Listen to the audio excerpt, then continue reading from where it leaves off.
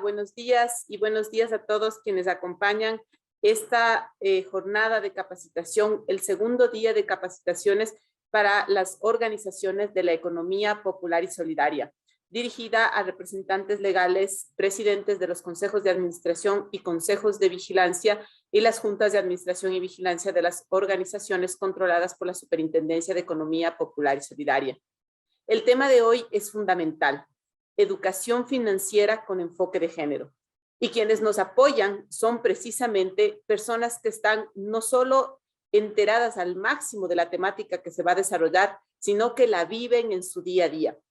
Olivia Velázquez, Amaranta Berina y Norma Belencela del Sparkasse Stiftung de Alemania, entidad comprometida con la educación financiera y que, al igual que las entidades que conforman el sector financiero popular y solidario y de la economía popular y solidaria, entienden el principio de la formación y la educación como la posibilidad de transformar la vida de las personas que participan de este sector. Queremos hacer ver a ustedes el valor de lo que significa la educación financiera y, por supuesto, pensar en que esa educación financiera tiene que transformarse en el elemento que permita una interacción adecuada entre las organizaciones y las entidades del sector. Permitir que el crédito fomente trabajo, que la gestión de las organizaciones y de las entidades permita la reactivación económica y que juntos trabajemos porque los resultados del sector permitan una transformación efectiva, no solo de la vida de los socios, sino también de los territorios en los que tienen influencia. Muchísimas gracias a todos por acompañarnos en esta jornada de capacitación, que sé que será no solo provechosa para ustedes, sino también para los resultados que veremos en las organizaciones que ustedes representan. Excelente día. Muchas gracias, estimada doctora Hernández. Los invitamos a visitar el sitio jornadaceps.gov.es, donde podrán encontrar el contenido de las ponencias, capacitaciones y mesas académicas y visitar los más de 20 stands de instituciones tanto del sector público y privado. Próximamente, la CEPS contará con un portal estadístico en el cual el usuario podrá acceder a conceptos, procesos y fórmulas que se encuentran detrás de las estadísticas del sector. Para iniciar con la capacitación del día de hoy, invito a nuestra primera capacitadora, Amaranta Medina. Amaranta es licenciada en Relaciones Internacionales y maestra en Gestión Pública Aplicada por el Tecnológico de Monterrey. Ha trabajado en Sparkasse Fund desde hace 5 años, inicialmente como parte de la coordinación regional y actualmente como integrante del equipo de educación financiera en México. Ha colaborado en el diseño e implementación de programas de educación financiera con un enfoque de sostenibilidad y género, así como en adaptación de simuladores para fomentar el desarrollo y el ahorro de las competencias financieras para la administración de microempresas y pequeñas empresas agropecuarias. El día de hoy también nos acompaña la magíster Norma Belencela. Norma es ingeniera en marketing y negociación comercial internacional, magíster en administración de empresas con una especialización en finanzas, certificada como formadora empresarial y como formadora de formadores internacional bajo el sistema alemán AEBO por la AHK, certificada también por la CEPS de México para impartir cursos de formación del capital humano bajo el estándar de competencias. Actualmente es responsable en el Ecuador del área de educación financiera. Damos también la bienvenida a nuestra tercera capacitadora, Cintia Alvarado. Cintia es licenciada en Inglés y Comercio Internacional, maestra en Neurodidáctica y estudiante de Aprendizaje, Cognición y Desarrollo Educativo por la Universidad Rey Juan Carlos, Universidad Internacional de La Rioja y Universidad San Carlos de Guatemala. Ha trabajado en la Sparkasse Fund desde el año 2020 como integrante del equipo de educación financiera en México. En la institución ha colaborado en el diseño e implementación de programas de educación financiera con un enfoque de sostenibilidad y género, así como en el diseño de materiales educativos adaptados a las necesidades del contexto. Se ha encargado del diseño de programas educativos, materiales relacionados para mujeres o personas con bajo nivel de lectoescritura y capacitación, y además ha realizado la formación a facilitadores y docentes. Les invitamos a enviar sus preguntas a través de nuestro chat, las cuales serán sistematizados por nuestro equipo y se responderán al final de la capacitación. Nuestras capacitadoras nos presentarán el tema Educación financiera con un enfoque de género. Adelante, estimadas. Bienvenidas. Muchas gracias, Karina. Gracias por la presentación. Doctora Margarita Hernández, también muchas gracias por la invitación a Superintendencia de Economía Popular y Solidaria. Y gracias también a las personas que nos escuchan el día de hoy, que tendré el gusto de compartir esta pantalla con mis compañeras Cintia y Norma. Si nos pudieran ayudar a compartir la presentación, por favor. Muchas gracias.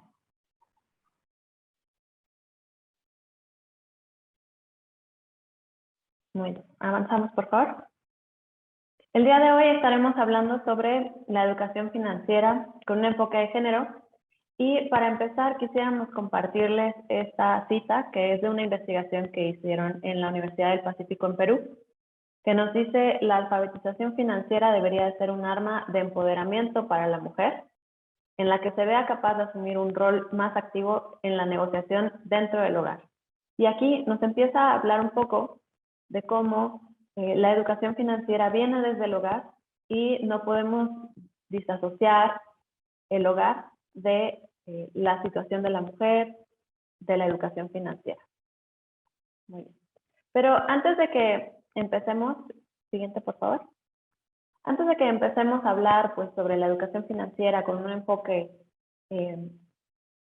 con perspectiva de género, pues primero quisiera que aclaráramos a qué nos referimos cuando hablamos de educación financiera, ya que la educación financiera abarca diferentes perspectivas y áreas de las personas.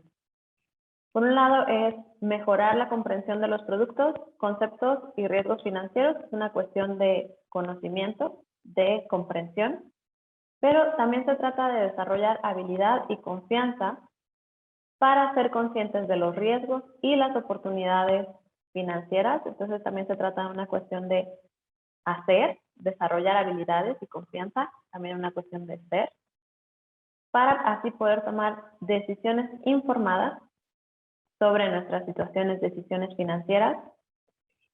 Y además de esto, también es importante dentro de la educación financiera el saber a dónde tenemos que acudir en caso de que necesitemos ayuda, en caso de que tengamos dudas, en caso de que haya sucedido algo con nuestra institución financiera. Entonces, ¿a dónde me acerco para hacer una queja, por ejemplo? Todo esto forma parte de la educación financiera. Pero finalmente lo que se busca a través de la educación financiera es que mejoremos las personas nuestro bienestar financiero. Siguiente, por favor. Y bueno, ya que el día de hoy estaremos hablando sobre la perspectiva de género, pues nos hacemos esta pregunta de si las diferentes identidades, los diferentes roles y estereotipos que se tienen de hombres y mujeres en nuestras sociedades, eso va marcando cómo las personas accedemos a la educación financiera, cómo hacemos uso de los conocimientos, habilidades que adquirimos en educación financiera. Si al ser mujeres o ser hombres tenemos una diferencia en cuanto a cómo accedemos, utilizamos la educación financiera. Y tenemos aquí en la diapositiva algunos datos de cómo es la situación en el Ecuador. Y podemos ver que en cuanto a formación profesional, las mujeres y los hombres, hay una diferencia en cuanto al acceso, ¿no? Hay un menor porcentaje de matrículas para mujeres que para hombres, aunque finalmente los títulos registrados pues son en su mayoría de mujeres. Pero bueno, vamos ahí todavía a una pequeña diferencia en cuanto al acceso a la educación profesional o educación superior. Y también en cuanto a temas de educación financiera, vemos que en general la población tiene acceso a productos y servicios financieros en un 44%, siendo las mujeres quienes usan en un 52%, más bien enfocadas al ahorro, y los hombres en 48%, más bien enfocados a crédito. Entonces, estos datos nos empiezan a mandar algunas señales de las posibles diferencias que puede haber entre hombres y mujeres en cuanto a temas de inclusión financiera y de educación financiera, en los cuales vamos a entrar un poco más a detalle a lo largo de esta presentación. Y bueno, siguiente por favor. Quisimos enfocarnos en el tema de mujeres empresarias. ¿Y por qué nos enfocamos en el tema de mujeres empresarias para dar un ejemplo de estos temas de educación financiera? Pues porque las mujeres empresarias apoyan no solo a sus familias, sino también a sus comunidades, apoyan el desarrollo económico de las comunidades en las que se encuentran y de sus propias familias. Entonces, por eso, y es una forma, el autoempleo, de empoderarse económicamente las mujeres. Y bueno, por eso nos enfocamos en las mujeres empresarias. Y hay estudios que demuestran que instituciones o empresas que tienen a mujeres en sus mesas directivas se asocian con un desempeño empresarial mejor que el de empresas donde no hay mujeres en cargos gerenciales o en los consejos directivos. Pero por otro lado, vemos que cuando nos enfocamos en las empresas de mujeres, empresas que fueron emprendimiento de mujeres, nos encontramos con que por lo general, y aquí es más bien un tema estadístico, no quiere decir que todas las empresas de mujeres cumplan con estas características, pero sí estadísticamente, en promedio, las empresas propiedad de mujeres son más pequeñas, generan menos rentabilidad, son menos eficientes, crecen a tasas menores y tienen un promedio de vida menor que las empresas propiedad de hombres. Entonces, nosotras nos hacemos la pregunta, ¿por qué si hay estudios que demuestran que las mujeres en puestos gerenciales y directivos se relacionan con empresas muy exitosas? Entonces, ¿por qué las empresas propiedad de mujeres en promedio tienen estas características a diferencia de las de los hombres? Y bueno, vamos a entrar un poquito en algunas de las razones que pueden llevar a esta situación y que se relacionan mucho con nuestros roles, los estereotipos que hay sobre las mujeres y el rol que desempeñamos dentro de las sociedades y cómo esto nos lleva a este resultado que vemos en la diapositiva. Para que podamos entrar a explicar un poco cuáles son los roles, estereotipos que van marcando nuestro desempeño como mujeres en temas económicos, queremos hacerles una breve encuesta a través de la misma plataforma de Zoom. Les va a aparecer en sus pantallas, les va a aparecer un listado de preguntas. Les agradeceríamos si pudieran tomarse unos minutos para ayudarnos a contestarlas.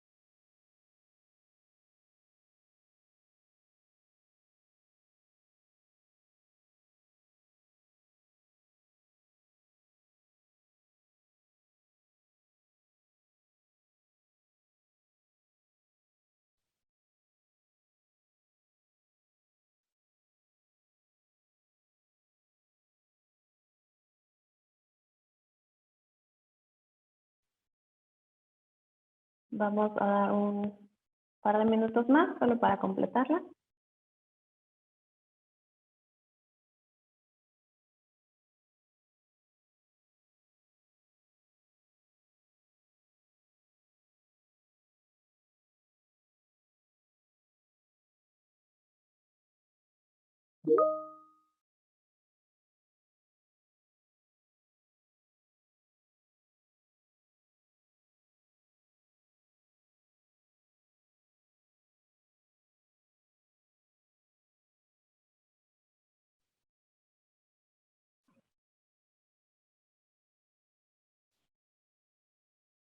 Bien, vamos más o menos a la mitad. Vamos un minutito más. Son preguntas sobre sus percepciones. No hay aquí correcto o falso o erróneo, sino es más bien la percepción que ustedes tengan.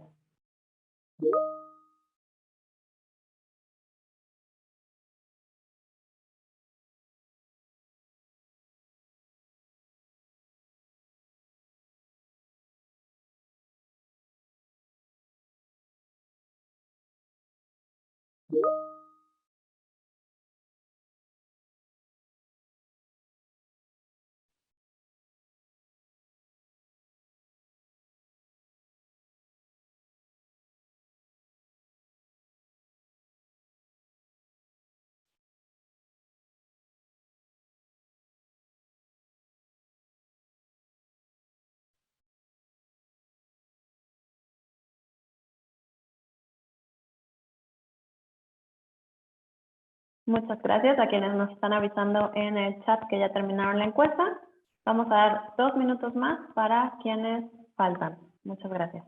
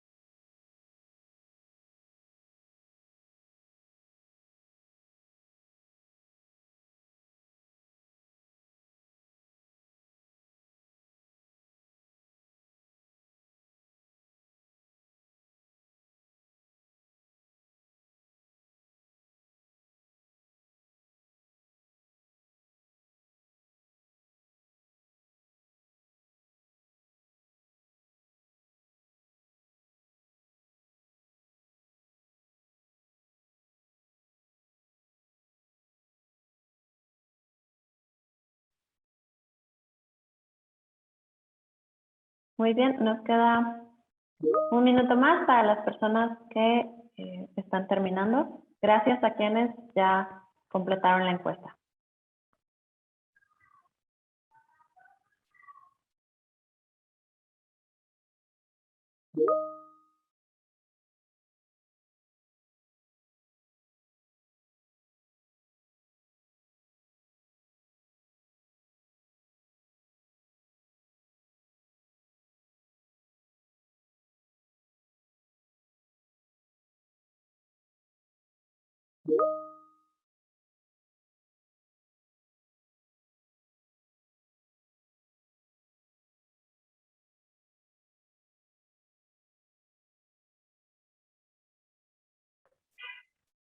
Muy bien, entonces con eso se terminó el tiempo. Muchas gracias a quienes contestaron la encuesta, también nos estuvieron avisando por chat.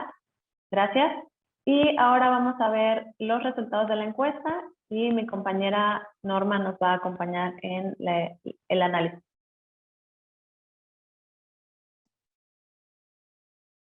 Buen día con todos, un gusto saludarlos. Efectivamente, hemos lanzado esta pequeña encuesta para poder abordar un tema que es muy interesante para cada uno de nosotros y poder justamente, se podría decir, atarlo con esto que ha comentado Amaranta, ¿no? Como ustedes han podido ver, son respuestas o son preguntas muy simples que lo que justamente pretenden es evidenciar la realidad en temas muy cotidianos de cada uno de nuestros días en nuestra vida. ¿Qué es lo que hemos visto nosotros con esto? Voy a tomar como una especie de ejemplo una de las pequeñas preguntas que tenemos acá. Vamos por la primera que nos dice, por ejemplo, ¿quién aplica la educación financiera en sus actividades diarias? De acuerdo a esto, hemos visto que llevamos un porcentaje en esa pregunta en el que nos dicen que tanto las dos personas responsables del hogar, tanto papá como mamá, efectivamente realizan actividades de educación financiera. Entonces se podría decir estamos como a la par en los resultados. Pero sin embargo vamos con una siguiente pregunta que es un poquito más directa, ¿no? En la que nos dice ¿quién cambia pañales al niño en casa? Aquí la respuesta es clara y precisa. Nos dice que la mamá es quien se encarga justamente de realizar estas actividades, con un 56% de votos a favor. ¿Qué es lo que nosotros pretendemos entonces reflejar a través de esta encuesta? Justamente es poder hacer un análisis interno de cada uno de nosotros de cómo se está desarrollando nuestra realidad. Para esto entonces voy a dar paso a la siguiente lámina en la que podemos ver la siguiente información. Si es que me ayudan por favor con la siguiente lámina.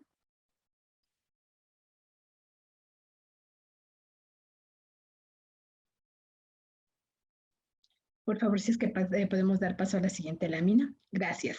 Listo. Entonces, ¿qué es lo que podemos ver acá? Como lo dijo Amarante, efectivamente nosotros queremos abordar cuál es la realidad de nosotros en este momento, ¿no? Hablamos primero que la permanencia en el mercado laboral es un poco más corta. ¿A qué debe o a qué obedece justamente este tema? De acuerdo a la encuesta que nosotros hemos realizado, que son con preguntas muy simples, como se les habíamos comentado, se puede ver que efectivamente existe una carga de actividades domésticas mucho más alta en cada una de nosotros. Y esto de cierta manera puede limitar nuestra permanencia en el mercado laboral y esto hace que sea más corta, ¿no es cierto? Luego hablamos también justamente de una mayor necesidad de gestión de patrimonio. Es decir, cada una de nosotras estamos enfocadas un poco más al poder acumular un patrimonio que nos permita justamente ser un sustento para cada uno de nuestros hogares. Esto lo vamos a ver un poquito más reflejado en las láminas de más adelante, en la que podemos ver datos estadísticos que efectivamente van dando cuenta de la realidad que nosotros tenemos en este momento. Hablamos también de una elección profesional limitada.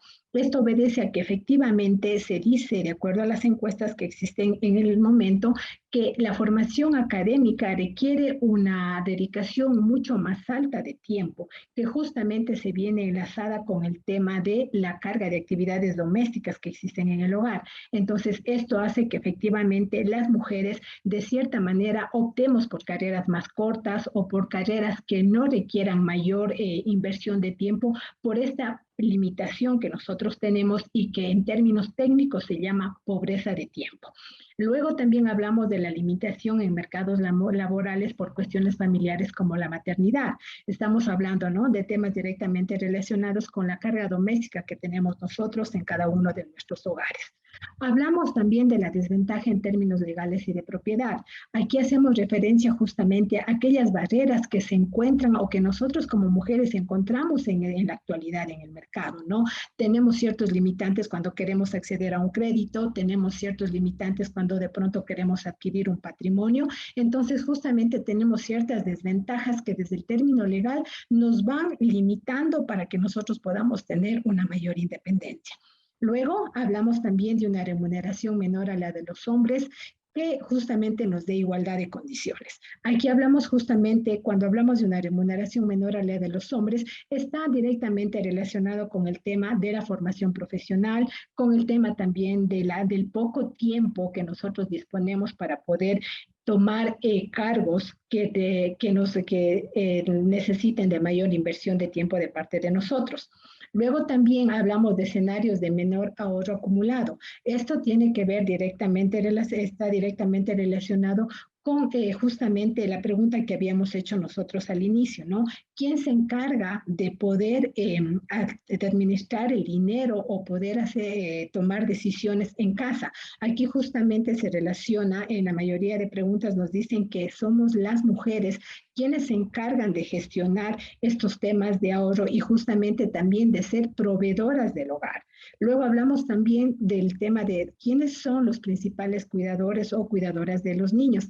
Aquí hacemos referencia a la pregunta que habíamos lanzado en la encuesta, en las que nos dice que un 56% de las mujeres somos las que efectivamente estamos destinadas a estas tareas, ¿no? Entonces aquí lo vamos relacionando con este tema técnico o este nombre técnico que recibe esta actividad, que es la pobreza de tiempo y que ya lo vamos a ampliar un poquito más adelante. También hablamos de la mayor probabilidad de que hogares uniparentales estén encabezados por mujeres. Aquí hacemos una relación directa con el tema de la migración. Sabemos que en el Ecuador, así como en otros países, el tema de la migración ha tomado un auge bastante relevante y es aquí en donde justamente somos las mujeres quienes estamos al frente del hogar, tomando decisiones en cuanto al ahorro, tomando decisiones en cuanto al patrimonio y efectivamente tomamos decisiones con respecto a cómo mantener la estructura organizativa de este hogar. Entonces, esto obviamente conlleva el poder determinar o poder llevar nuestro mayor tiempo a actividades domésticas que nos van limitando en cada uno de estos componentes que mencionamos, como el tema de buscar una estabilidad laboral, como el tema de poder seleccionar o seguir una profesión que me permita a mediano plazo generar mayor recurso, un mayor ingreso económico. Y también vamos con el último tema, que es justamente una esperanza de vida más larga. Aquí relacionamos que efectivamente, de acuerdo a estadísticas, ¿no?, las mujeres tenemos una esperanza de vida más larga y esto obviamente hace que nosotros estemos directamente relacionando todos estos temas con la búsqueda de un patrimonio a largo plazo para poder sustentar o solventar las necesidades de quienes conforman nuestro hogar. Si podemos continuar con la lámina, por favor. Listo. Hablando ya en lo que hace referencia al tema de la economía popular y solidaria, queremos hacer referencia en cuanto a lo que tiene que ver con el tema económico, con el tema financiero. Aquí justamente queremos dar un poquito más de soporte a peso a esto que hemos comentado en las láminas anteriores. Hemos dicho que efectivamente la mayoría de mujeres están enfocadas a el tema del ahorro. Es justamente lo que nos dicen las estadísticas, ¿no? La mayor cantidad de créditos colocados en la economía popular y solidaria están directamente relacionados con el sector masculino. Son los hombres quienes, de su mayoría de casos, tienen acceso a los créditos. Aquí también lo relacionamos con el tema legal, ¿no? Sabemos que cuando nosotros o una estructura familiar quiere sacar un crédito, siempre debe haber de por medio la firma tanto del esposo como de la esposa y en algunos momentos, si es que lo relacionamos tal vez con el tema de la migración, esto me puede limitar a mí como cabeza de hogar a sacar un crédito porque tal vez no tengo la firma de mi esposo. Las estadísticas nos dicen que efectivamente, a pesar de que los hombres en su mayoría son quienes tienen los productos crediticios en el mercado, hablamos de que la morosidad en este mismo sector es un poco más alta. Las estadísticas nos dicen que en promedio la morosidad en el sector masculino está con un 5,27% y en las mujeres la morosidad es un poco más baja, considerando o alineándolo justamente al tema de que nosotros siempre estamos pensando en cómo formar un patrimonio y esto hace que nosotros vayamos cuidando cada una de las oportunidades que se nos puede brindar en el sector financiero para poder conseguir un negocio, para poder conseguir un patrimonio. Entonces, las estadísticas nos van como de cierta manera apoyando en este sentido. ¿Qué es lo que sucede por el otro lado del sistema financiero en lo que hace referencia al tema de captaciones? Es decir, a todo aquello que genera un ahorro de parte de la población. Aquí nos dicen que efectivamente las mujeres somos quienes tenemos mayor productos de ahorros, ¿no es cierto?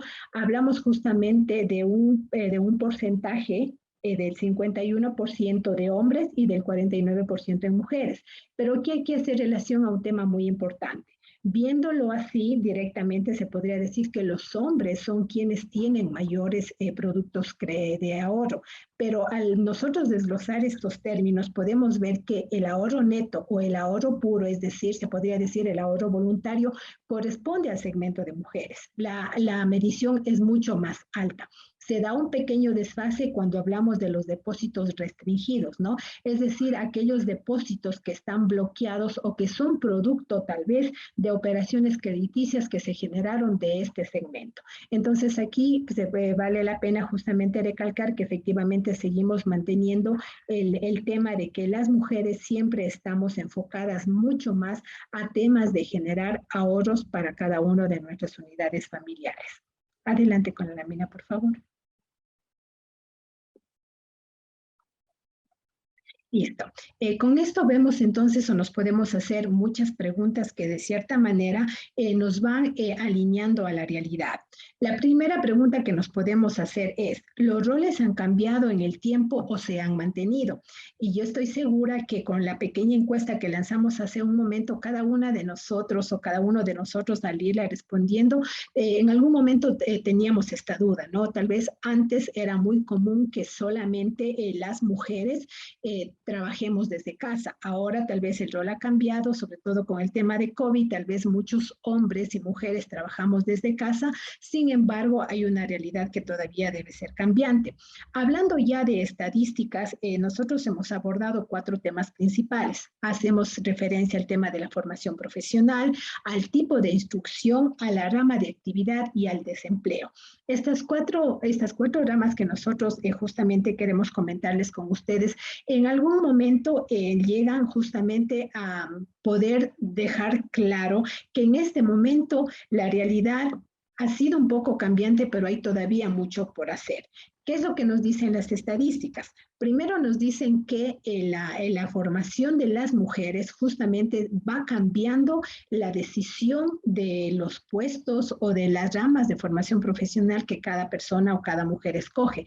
Es así que en este momento las ramas que se demanda principalmente por parte de las mujeres tiene que ver con temas de salud, con temas de administrativos y con temas de ciencias sociales. Pero sin embargo también es importante recalcar que justamente estas 3 ramas que nosotros hemos mencionado se pueden decir son carreras que requieren no una especialización a largo plazo y por esto generalmente son tomadas por el segmento femenino en este caso. Luego hablamos de que efectivamente tenemos o hay mucho todavía por hacer en el tema de la formación o de la instrucción que cada una de nosotros tenemos. Podemos ver que efectivamente tenemos prácticamente un 50% de mujeres que no han accedido a la educación formal. Tanto así que apenas un 15% de la población general habla justamente de mujeres formadas profesionalmente. Recalcando un poquito el tema que nos decía nuestra compañera en láminas anteriores, si bien es cierto, existen muchísimas mujeres o el porcentaje de mujeres con títulos profesionales es más alto que el porcentaje de hombres con títulos profesionales, esto en la realidad no se lo puede evidenciar, porque a pesar de que tenemos un título profesional, las barreras de acceso a temas de puestos en cualquier empresa son un poco más limitadas justamente por la realidad que habíamos mencionado hace un momento, por el tema justamente de que tal vez tenemos poco tiempo para destinarlo a un trabajo formal, tenemos que cubrir muchas actividades domésticas y estas barreras nos van justamente o van sesgando los resultados que en algún momento se pueden presentar. Justamente de la mano o este tema de poder tener una instrucción básica en un gran porcentaje conlleva a que la mayoría de actividades en las que nosotros como mujeres nos encontramos enroladas estén relacionadas con temas directamente enfocados al tema de microemprendimientos o al tema de emprendimientos. Es así que una de las principales ramas de actividad en las que las mujeres se encuentran insertas es justamente un tema relacionado con el tema de la agricultura, la ganadería y pesca, que tiene que ver muchísimo que ver en este tema con la mujer rural, que es parte de nuestra economía popular y solidaria. Y obviamente aquí hay mucho trabajo por hacer de parte de cada una de las instituciones o de las entidades que conforman este sector, brindando justamente productos y servicios que puedan aportar a que esta realidad cambie, a que esto que en este momento nosotros consideramos no es suficiente, pueda en los años más adelante mostrar una leve mejora, ¿no? En la que justamente estos índices cambien y podamos bajar tal vez de un 29% a un 20% y generar justamente la inserción de nosotras como mujeres en otras ramas o en otras actividades que existen en el mercado. Y con esto también poder disminuir el desempleo, ¿no? Sabemos que la formación profesional también va de la mano, sí, con un título profesional, pero lamentablemente las barreras que encontramos nosotros al poder al buscar una fuente de trabajo estable siempre se nos ve limitada, y justamente aquí tenemos una encuesta en la que nos dice que en este momento, sobre todo en temas de pandemia, las mujeres hemos llegado a un 8% en el desempleo, mientras que el porcentaje de desempleo en los hombres equivale a un 5.7%. Esto justamente, como les había comentado, es un análisis de cómo está en este momento la realidad de cada una de nosotros como mujeres en el sector ecuatoriano. Con esto entonces quiero darle paso a mi compañera con el siguiente tema. Adelante, por favor. Muchas gracias.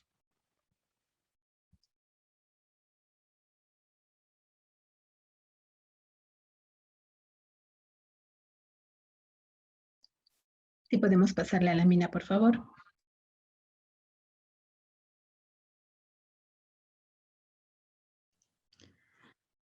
Muy bien, ahora vamos a hablar de algunas barreras que encuentran las mujeres relacionadas con la inclusión y educación financiera como tal. Ya hemos hablado con el apoyo de mis compañeras de mucha de la realidad que tienen las mujeres hasta este momento, ¿verdad? Que enfrentan, qué brechas tenemos que ir rompiendo. Pero hay algunas barreras muy directas que frenan sobre todo a las mujeres en la inclusión y educación financiera. Primero es la falta de negociación en el hogar.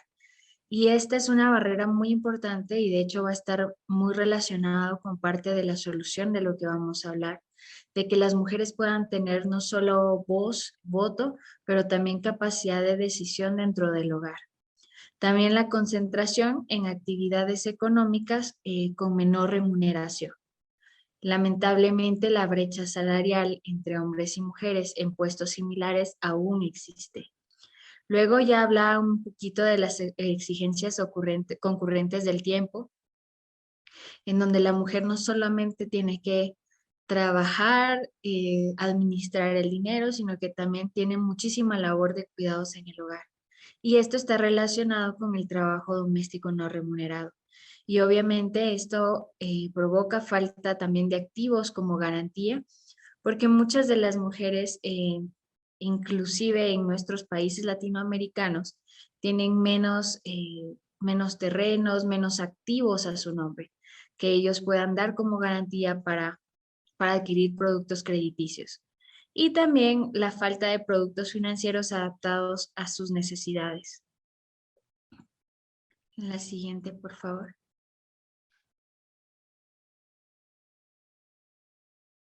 Ahora mi compañera Amaranta va a seguir hablando un poquito sobre la pobreza de tiempo y en un momento vuelvo para continuar.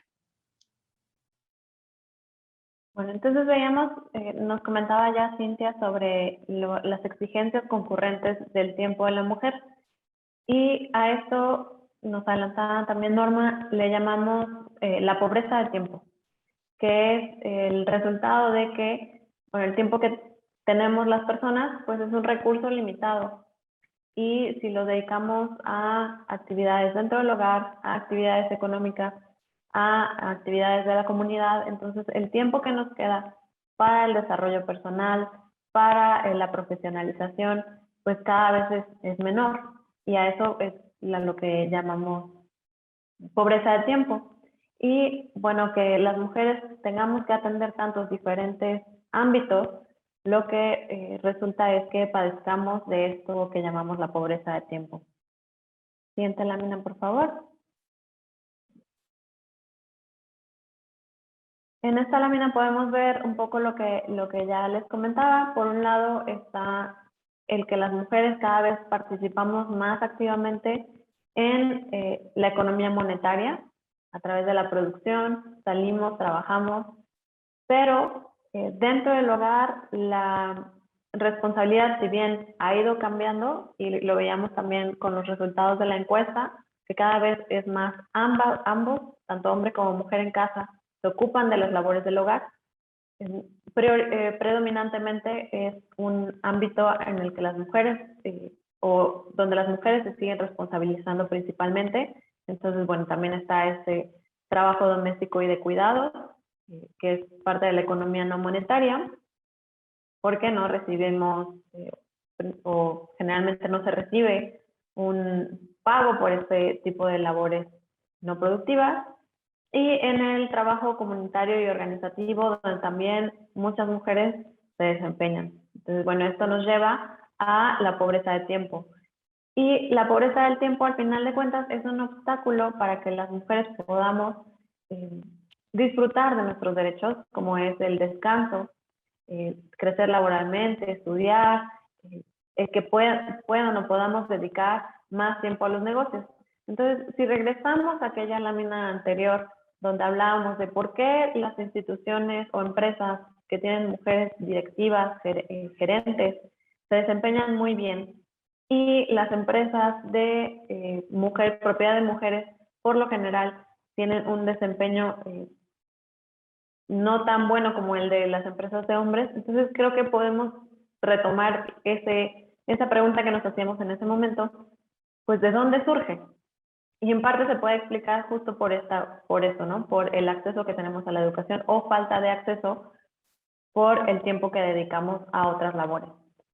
Y si bien creo que ha habido cambios, pues podemos retomar algunos datos que nos ayudan a decirnos la realidad para muchas mujeres sigue siendo esta, a pesar de los cambios. Y tenemos, por ejemplo, datos de que en el Ecuador, de cada 100 horas que se trabajan dentro del hogar, 77 son destinadas por mujeres y 23 son destinadas por hombres. Entonces, ahí todavía podemos ver, por cada hora que un hombre destina a trabajos dentro del hogar o de cuidado, las mujeres destinan 3. Y bueno, incluso dentro del área rural y suburbana, la diferencia es aún mayor. Siguiente lámina y regresamos con Cintia. Entonces, esto nos ayuda a plantearnos si realmente es un sueño posible. Es bueno que la realidad de muchas de las mujeres haya estado cambiando ya, pero esta realidad no llega a todas y es algo que nosotros tenemos que ser conscientes. Y muchas veces decimos, bueno, mi realidad está cambiando, pero ¿qué pasa con la vecina, con la hija, con la hermana, con la cuñada, cuya realidad no ha cambiado todavía? Entonces vamos a preguntarnos, ¿realmente creen que este es un sueño posible? Vamos a ver entonces la historia de Sofía para ayudarnos a responder esta pregunta. Vamos con el video.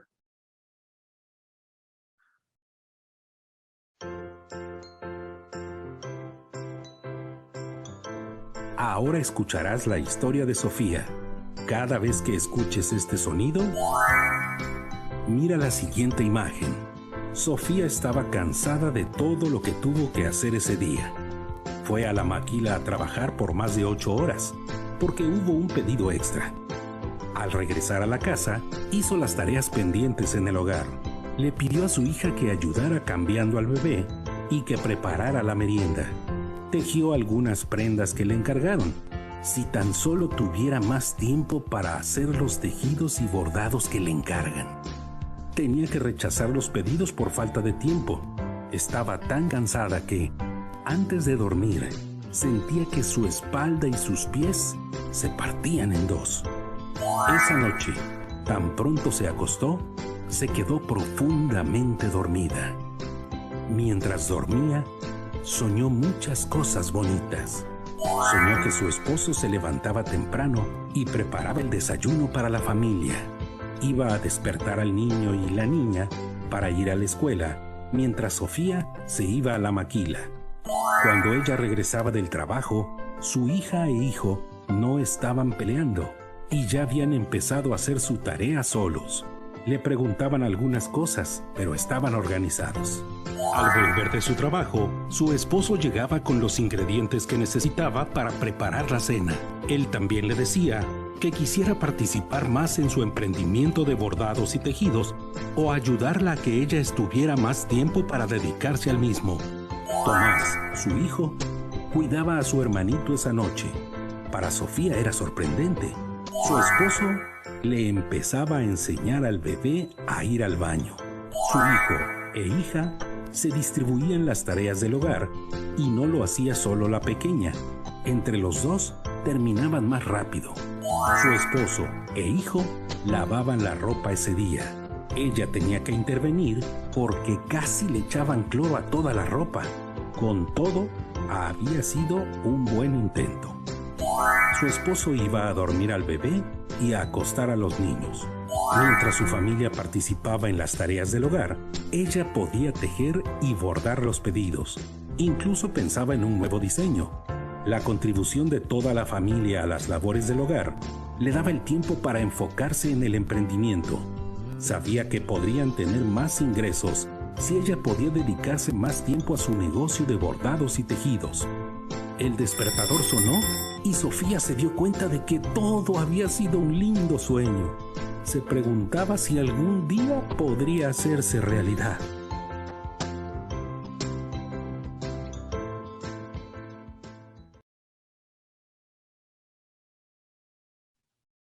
Muy bien, entonces ahora ustedes qué piensan, ¿es un sueño que puede hacerse realidad no solo para Sofía, sino para muchas mujeres? Pues sí, es un sueño que puede hacerse realidad.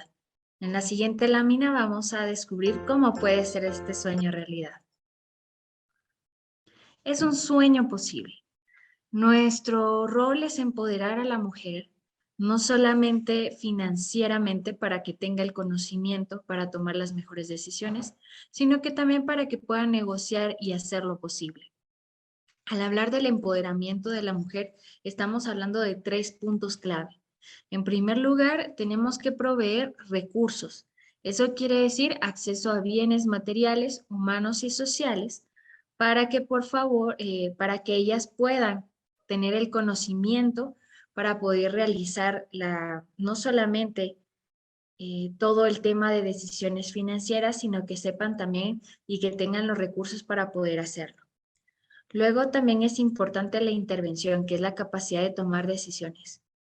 No solamente es válido darle a los recursos a la mujer, sino que pueda tener y tomar decisiones en el hogar.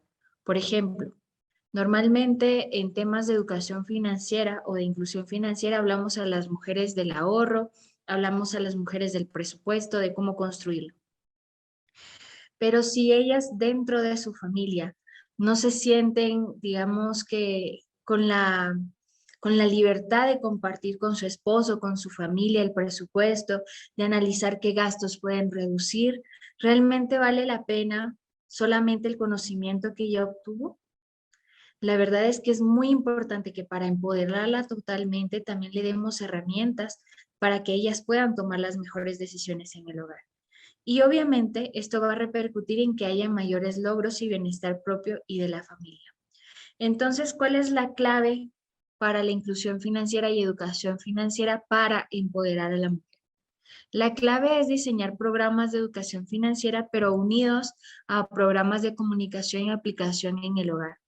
En un inicio hacíamos referencia a una frase de un estudio realizado en Perú y algo muy interesante de este estudio es que analizaron a las mujeres desde dos vertientes, unas que habían recibido capacitación en educación financiera, pero no habían recibido ni siquiera tips de comunicación en el hogar ni de negociación, y por otro lado, mujeres que además de educación financiera habían recibido estos tips para comunicación en el hogar.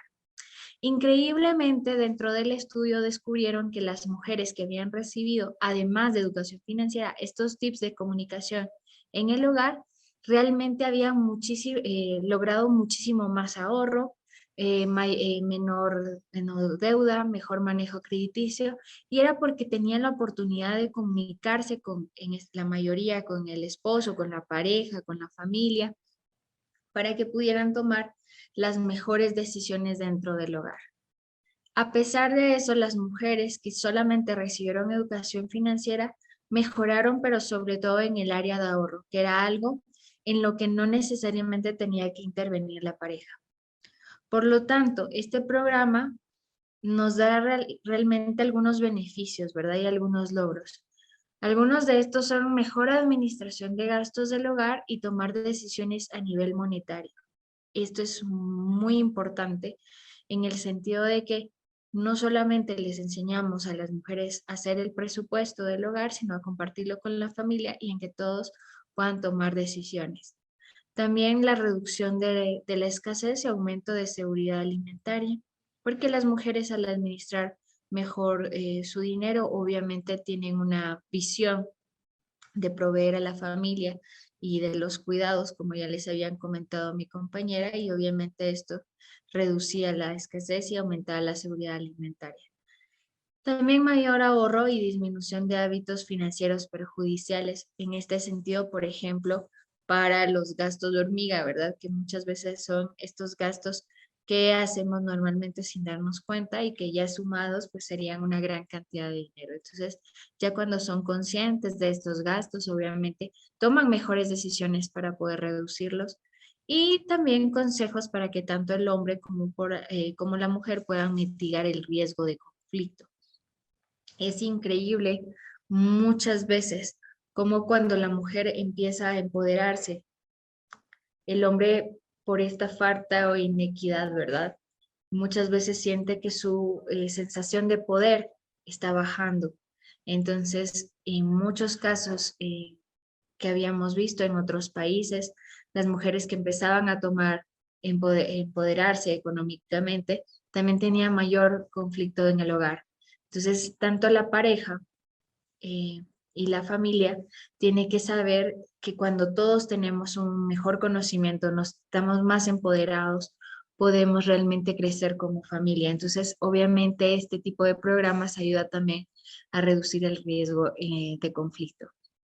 En la Sparkassen Stiftung en los últimos años hemos estado diseñando materiales que no solamente dan apoyo a la mujer para conocer educación financiera personal y familiar, sino que también para que tenga herramientas para negociar en el hogar. Sobre todo para que todos estén al tanto en la familia y seamos conscientes de la realidad que ellas están enfrentando, de las necesidades, de la pobreza de tiempo que tiene y cómo a través de una mejor negociación en el hogar crecemos todos. En el caso de Sofía, por ejemplo, tenía un emprendimiento que quería mejorar de tejidos y de bordados, y obviamente el problema era que no tenía tiempo para hacerlo. Entonces, al negociar en el hogar con su esposo y con sus hijos para que se organizaran y administraran bien las tareas del hogar, ella podía dedicar más tiempo al emprendimiento y eso influía a tener mejores recursos familiares, ¿verdad? Mejorar su calidad de vida. Entonces, al final, algo muy importante es que si mejoramos la calidad de vida de las mujeres, indirecta y directamente estamos mejorando la calidad de vida de toda la comunidad y de las familias de la comunidad. Así que sí es un sueño posible. La siguiente, por favor.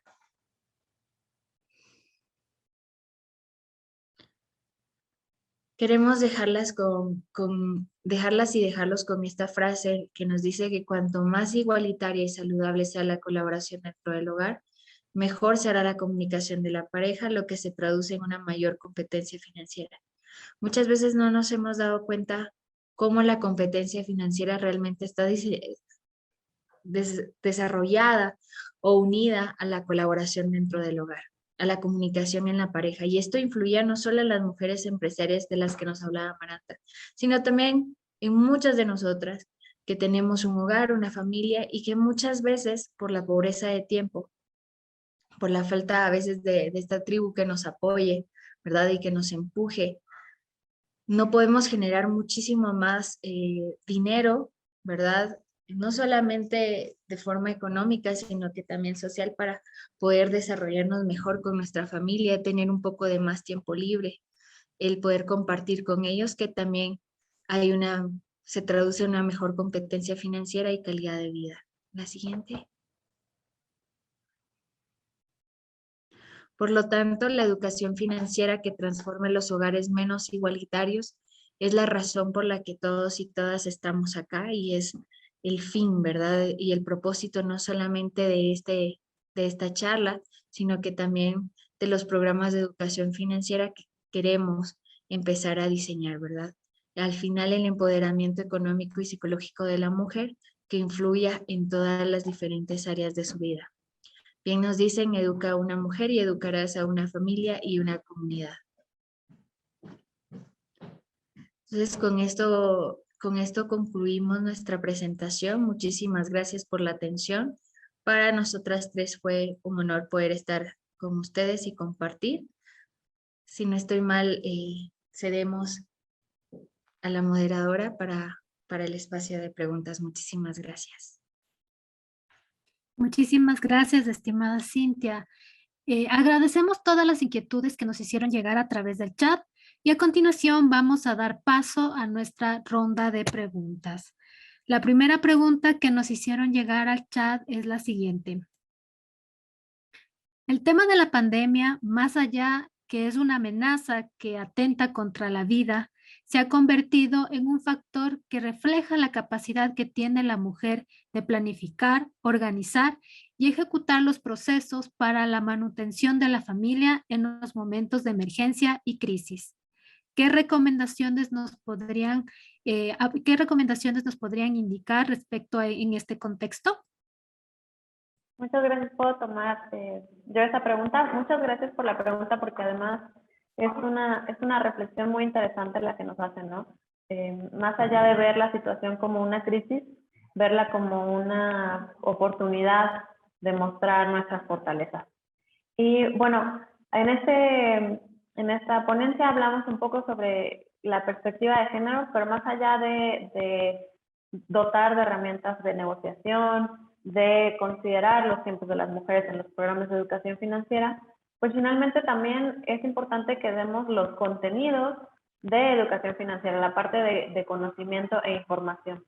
Entonces es muy importante, por ejemplo, aquí que retomemos temas de presupuesto, que son temas básicos de educación financiera, que dentro de nuestro presupuesto siempre consideremos desde el principio hacer un ahorro para situaciones de emergencia que nos permitan en situaciones como la que estamos viviendo actualmente, pues sobrellevarlas mejor, aún en caso de que pues nos encontremos con una situación difícil.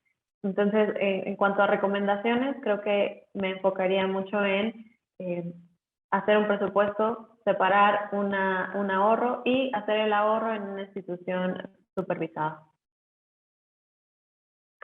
Muchas gracias, estimada Amaranta, por solventar la inquietud. Tenemos una segunda consulta, la cual nos indican, ¿qué aspectos fomentan la pobreza de tiempo en la mujer?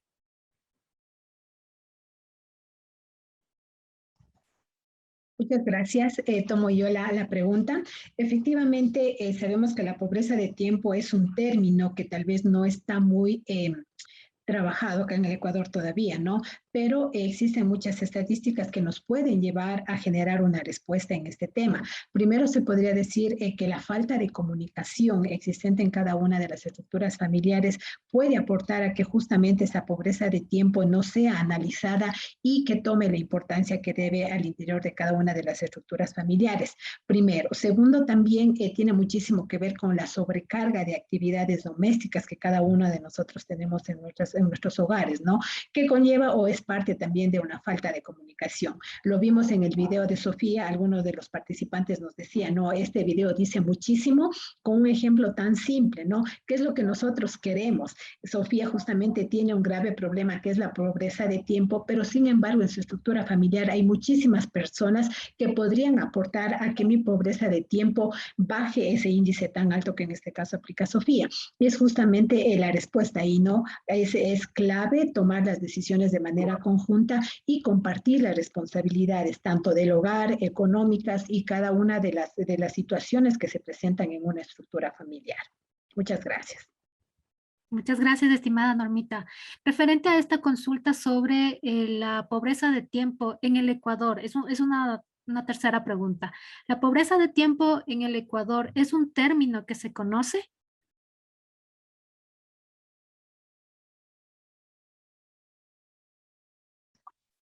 Listo, voy con la misma respuesta. Efectivamente, como los habíamos comentado hace un momento, la pobreza de tiempo en Ecuador es un término que todavía no está muy desarrollado, ¿no? Pero sin embargo, hay otros países en los que fuertemente este tema está tomando muchísima importancia e incluso hay un estudio de UNO Mujeres en el que se refleja esta realidad, justamente por todos los factores que conlleva la pobreza de tiempo, ¿no? Hemos visto que efectivamente, lo mencionó mi compañera Amaranta y Cintia también, el hecho de yo poder de estar involucrada en varias actividades domésticas limita mi formación profesional, limita mis actividades para poder trabajar tal vez en alguna actividad en la que demanden las 8 horas diarias que generalmente se demandan acá en la realidad ecuatoriana. Sin embargo, es importante que este tema de pobreza de tiempo se empiece a tomar mayor fuerza acá en Ecuador, con el objetivo de que los índices en el que cada una de nosotros como mujeres nos vemos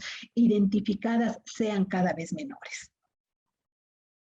Muchas gracias, Normita. Tenemos una última consulta por el tiempo y sería, ¿cómo hacer para que los programas de educación financiera para mujeres tengan más éxito?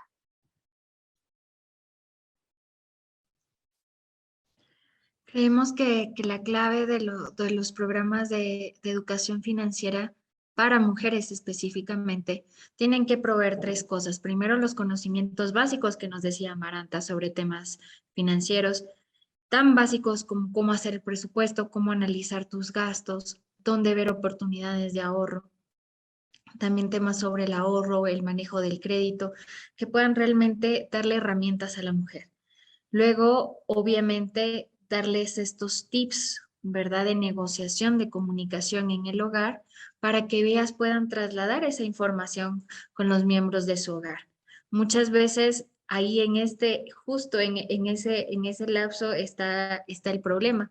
Y si no estoy mal, alguien escribía como qué técnicas, ¿verdad? O qué consejos de herramientas o de comunicación en el hogar o de negociación podíamos dar. Y la verdad es que no son muy complejos, son sencillos, pero realmente muchas veces nosotras no los hacemos.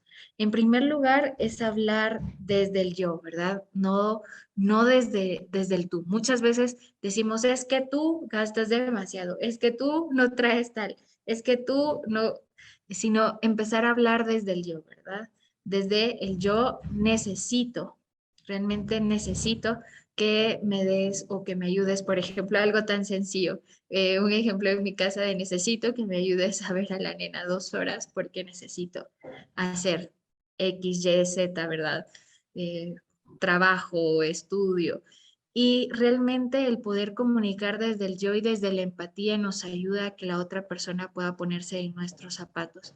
Muchas veces esta realidad se da porque no somos conscientes del tiempo que nos llevan ciertas tareas. Entonces, simplemente con el ejercicio de Sofía, en donde empieza a contabilizar cuántas horas, cuánto tiempo dedica a ciertas tareas del hogar, empiezan a ser más visibles estas necesidades. Muchas veces, y lo digo por experiencia propia, nosotros no somos conscientes del tiempo que nosotros dedicamos a diferentes tareas de cuidado. Y obviamente si nosotras no somos conscientes, mucho menos los demás miembros de la familia.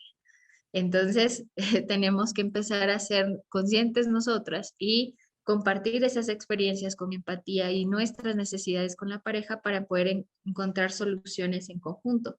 Y eso nos ayuda a distribuir las tareas domésticas, pero también las tareas de administración financiera, ¿verdad?